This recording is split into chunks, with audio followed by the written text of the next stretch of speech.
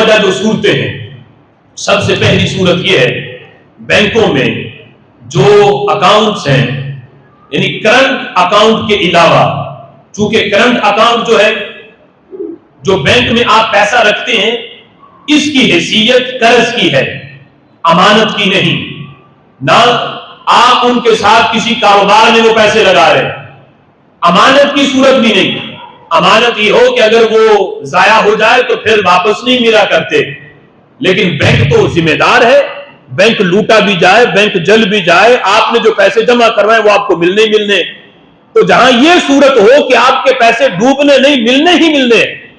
تو وہاں کنفرم ہو جاتا ہے کہ آپ نے جو پیسے رکھے ہیں اس کی حیثیت قرض والی ہے۔ کرنٹ اکاؤنٹ میں رکھیں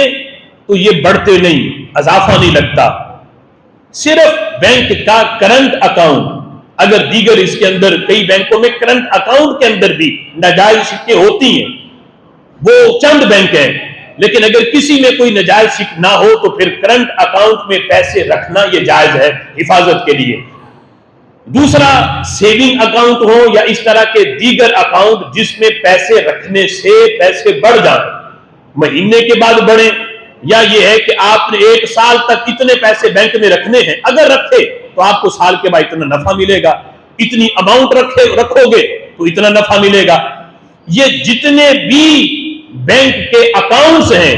جس میں پیسے رکھنے سے پیسے بڑھ جائیں، نفع ملے، یہ سارے کی ساری صورتیں سود کی ہیں، یعنی